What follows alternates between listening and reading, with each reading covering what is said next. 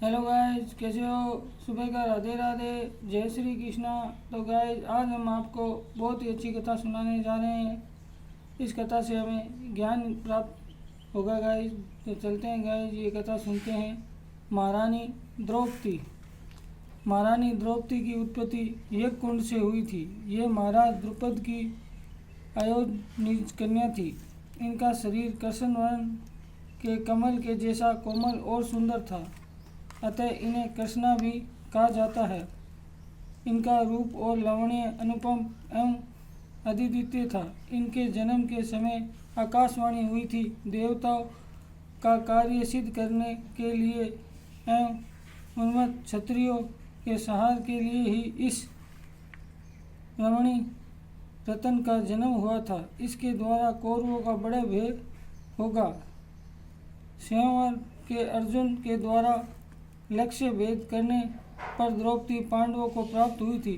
कई देवी कारणों से द्रौपदी पांचों पांडवों की पत्नी हुई थी। ये पांचों पांडव अपने शील, स्वभाव और प्रेम में व्यवहार से प्रसन्न रखती थी। जब कपट के दूत में महाराज युधिष्ठिर अपने राजपाट, धन, वैभव तथा स्वयं के साथ द्रौपदी तक को हार गए, तब दुशासन दुर्योधन के आदेश से द्रौपदी को एक वस्त्र अवस्था में खींचकर भरी सभा में ले आया। सभा में रोते रोते द्रौपदी ने सभासदों से अपनी रक्षा के लिए प्रार्थना की।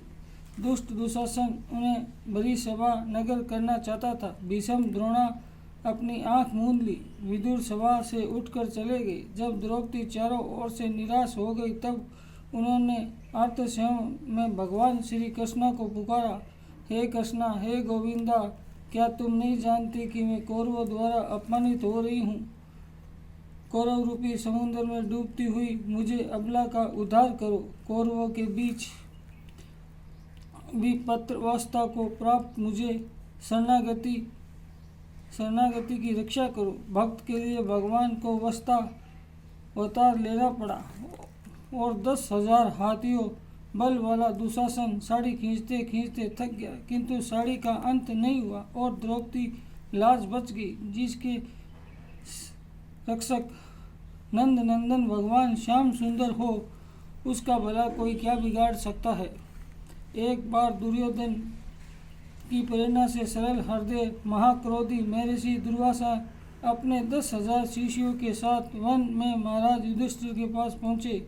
दुर्योधन ने सोचा कि इतने अधिक अतिथियों को जंगल में धर्मराज युधिष्ठिर आतिथ्य न कर सकेंगे। फलत उन्होंने दुर्वासा की क्रोधाग्नि में जलकर भस्म हो जाना पड़ेगा और हमारा राज्य निष्कंटक हो जाएगा। जंगल में भगवान सूर्य की कृपा से द्रौपदी एक बटलोई प्राप्त हुई थी। उसमें यह गुण था कि जब तक द्रौपदी भोजन न कर ले, तब तक कितने भी अतिथियों को भोजन कराया जाए, वह पात्र अक्षय बना रहता है।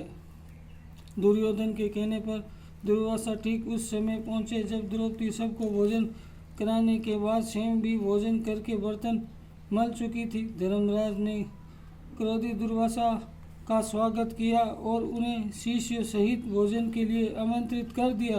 दुर्वासा भोजन तैयार करने में शीघ्रता करने के लिए कहकर नदी में स्नान करने के लिए चले गए। द्रौपदी तो मात्र भगवान द्वारका के सहारा था। उन्होंने स्वयं इस भयंकर विपत्ति से त्राण पाने के लिए उन्हीं को पुकारा। भक्त बिहारी भगवान इसी क्षण द्रौपदी के समक्ष प्रकट हो गए और उन्होंने बटलोई लगा हुआ शाक का एक पत्ता खाकर विश्व को तृप्त कर दिया। दुर्वासा को अपनी शिष्य मंडली के साथ बिना बताए पलायन करना पड़ा और पांडवों की रक्षा हुई। महारानी द्रौपदी वनवास और राज्यकाल दोनों समय अपने पतियों छाया बनकर उनके सुख दुख की संगिनी रही।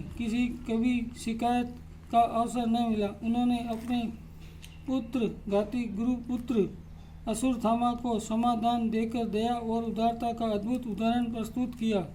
इस प्रकार महारानी द्रौपदी का चरित्र पातिव्रत्य, दया और भगवती का अनुपम उदाहरण है।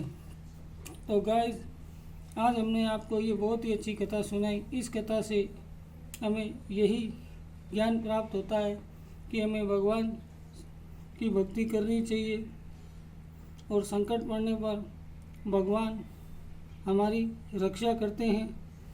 तो गाइस, हमारे चैनल को ज़्यादा से ज़्यादा लाइक करें, सब्सक्राइब करें, वीडियो देख के कमेंट करें।